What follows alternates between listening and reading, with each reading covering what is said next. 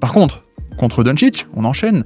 Doncic, on est plutôt sur du drop, en fait. Parce que Doncic, il n'a pas cette capacité à dégainer aussi facilement en sortie de dribble. Enfin, pas comme ça, pas directement après une course vers l'avant. Il préfère avoir son step back, revenir vers l'arrière, etc.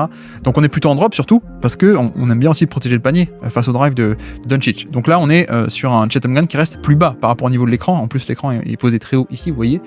Et la clé en fait de ce drop, pour l'instant, depuis le début de la série, c'est que pourquoi est-ce qu'il peut rester en drop ? Quelle est la valeur de ça ? C'est que il reste bas Chet Holmgren pour empêcher d'aller au panier, c'est le principal, et surtout pour empêcher l'option du lob dans le dos, en fait. Parce que c'est aussi ce qu'aime bien faire Dallas, c'est envoyer le alley-oop dans le dos du défenseur de l'intérieur qui est en couverture de pick and roll.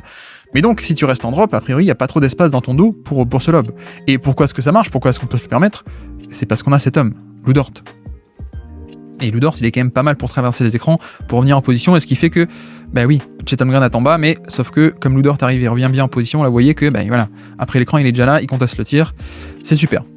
Donc le voici, cette fois là, Luka Doncic, on voit la navigation d'écran de Lu Dort qui est magnifique, mais badaboum, badaboum, comme on dit. Le 3 points de Luka Doncic, là je mets replay pour la défense de Lu Dort, hein, vous voyez que c'est pour ça qu'il peut rester en drop, c'est parce qu'il n'y a pas besoin de contenir. Lu Dort le fait très bien, il n'y a aucun décalage sur l'écran. Au bout d'un moment, Lively il s'en va parce que bon, c'est fini, il n'y a pas d'écran. Mais le shotmaking sur l'isolation à 3 points. C'est comme dit, il y a deux manières de battre une défense, soit tu arrives à créer le décalage, soit tu arrives à juste, pas de décalage, mais je shoot par-dessus et je le mets. Et donc Luka Doncic, il est capable de faire ça aussi, et ça aide bien. Ça aide très très bien. De nouveau, le retour du double écran, je sais pas si vous l'avez vu, hop, ici, retour du double écran, Irving plus Lively, voilà, double drag. Donc ça switch sur le premier écran, Lu Dort qui prend le premier, qui prend Irving, et donc Cason Wallace est sur Luka Doncic. Et donc là, c'est un peu plus facile pour l'attaquer. Donc cette fois, on appelle un autre pick and roll. Voilà, Lively, ça fait tourner, et Hardaway Jr. met le flotteur.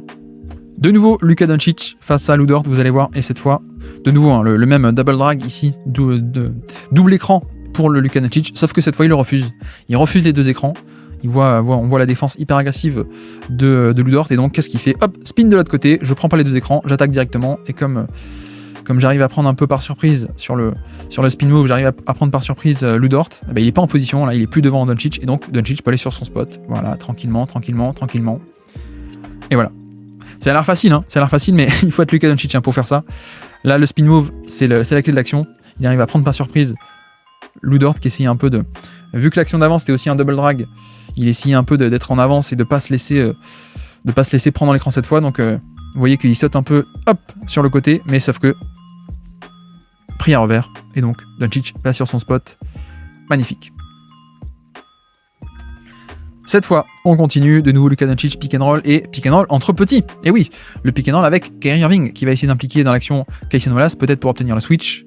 Voilà, on obtient le switch, super, et donc maintenant qu'on a le switch, et qu'on a plus le Dort, allez, on appelle Lively, le voici, pick and roll, Chet Holmgren qui reste en drop, pour l'instant, vous allez voir que ça va changer. Doncic qui attaque, voilà, comme c'est Wallace, on peut aller sur son spot et on marque. Voilà, c'est vraiment le jeu du chat et de la souris, hein, on peut dire, parce qu'on a vu que, hop, c'est ici, le premier double drag ici, double écran, double drag, on a un switch sur le premier écran, donc on a Cason Wallace, voilà, et donc ensuite on peut enchaîner avec un pick and roll, super, on va au panier. Deuxième action jouée d'affilée, cette fois Lu Dort il veut pas se laisser switcher, donc hop on essaie d'anticiper, mais contre-move de Luka Doncic qui peut refuser l'écran et aller au panier, face à Lu Dort en isolation mais avec l'avantage. Et l'action d'après, juste on fait un écran pour avoir le switch très clair et net, voilà, et maintenant qu'on l'a, allez on enchaîne avec le pick and roll, et le pick and roll, comme dit, hein, le pick and roll et le drop marche, pourquoi ? Parce que en première idée, on a quelqu'un qui est capable de stopper Luka Doncic. Mais quand c'est pas Lu Dort, on n'a plus ça, et donc on a un Luka Doncic qui peut aller sur ses spots très facilement et shooter très facilement. Voilà. C'est toute la différence entre pourquoi est-ce que Lu Dort est unique, c'est pour ça. C'est parce qu'il n'y a que lui qui est capable de traverser l'écran et d'apporter ce combo de mobilité et puissance aussi, puissance pure pour offrir une résistance au contact. Et sans lui, Luka Doncic peut aller sur ses spots un peu tranquillement. On enchaîne, toujours ce double drag, vous voyez, deux écrans, Irving plus Lively, voilà, de nouveau switch sur le premier écran, Wallace qui sort sur Doncic, on attaque, on fait venir le pick and roll, et cette fois, ajustement de la part de Casey qui a bien compris que le drop ça peut pas marcher, et donc qu'est-ce qu'on fait ? Hop, Cette fois, première fois de la série que... Enfin, non, pas de la série, du match peut-être. Première fois que ça edge côté Chatham Green. Voilà, ajustement immédiat quand on a vu que ça marchait pas le drop. Mais sauf que, ben voilà, il y a aussi une raison pour laquelle tu ne edge pas face à Doncic, c'est qu'il est capable de ressortir face à la pression, quoi. Alors là, malheureusement, le tir n'est pas rentré, mais le décalage est totalement créé, là. Le décalage est totalement créé. Après le drop de l'action d'avant, cette fois, hop, on s'ajuste. Chatham Green monte très haut. Mais sauf que bah, s'il y a bien un homme qui est capable de punir les 2 contre 1 sur le ballon, bah, c'est Luka Doncic, qui ressort très proprement. Et donc là, 1, 2, 3 face à 1, 2. Extra passe. Hardaway attaque. Bon retour, hein, pour le coup aussi de la part de Casey, mais voilà. Le décalage est créé, et ça, c'est un peu qui te double, hein, parce que là, en l'occurrence, ça a bien marché, mais c'est un peu qui te double, parce que 2 contre 1 sur le ballon, Luka Doncic peut punir très facilement, avec pas mal d'actions un peu en home run, hein, comme on dit. De nouveau pick and roll Doncic. Cette fois, il a directement Casey Wallace sur lui, hein, pas de Lou Dort. Et donc, on fait venir l'écran, et de nouveau, vous voyez que Chatham Green va faire un edge.